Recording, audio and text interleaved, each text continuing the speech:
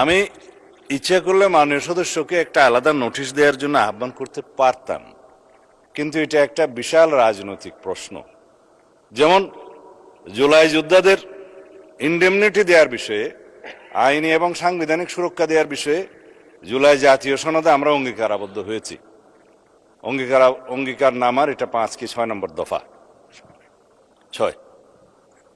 সেখানে এই ইনডেমনিটি প্রদানের এই অঙ্গীকারের প্রেক্ষিতে বিগত ইন্টারিম গভর্নমেন্টের সময় একটা জুলাই যোদ্ধা সুরক্ষা অধ্যাদেশ নামে একটা অধ্যাদেশ জারি করা হয়েছে। সেটা 133টি অধ্যাদেশের মধ্যে এখানে মহান জাতীয় সংসদে উপস্থাপন করা হয়েছে।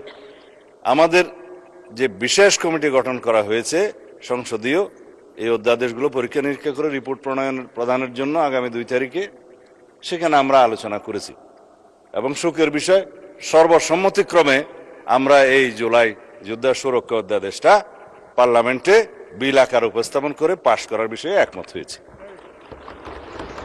নাম্বার 2,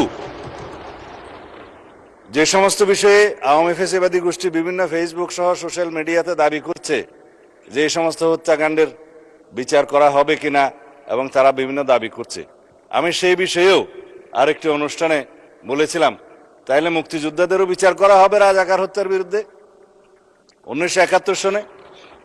যদি এখন কেউ মামলা নিয়ে আসে, গণ অভ্যুত্থানের সময় রাজপথে অভ্যুত্থানকারী আন্দোলনকারীদের বিরুদ্ধে যারা হানাদার বাহিনীর মতো ঝাঁপিয়ে পড়ে হত্যাযজ্ঞ চালিয়েছে, ম্যাসাকার করেছে, গণহত্যা করেছে, তারা জনতার প্রতিরোধের মুখে কেউ কেউ হয়তো প্রাণ হারিয়েছে, কেউ কেউ আহত হয়েছে, কিন্তু সেটা যুদ্ধের ময়দানে ফয়সালা হয়ে গেছে এবং সেখানে জুলাই যোদ্ধাদেরকে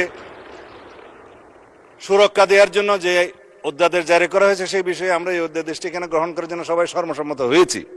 সুতরাং আমার মনে হয় মাননীয় সদস্য আশ্বস্ত হতে পারেন, এই বিষয়ে সারা জাতীয় ঐক্য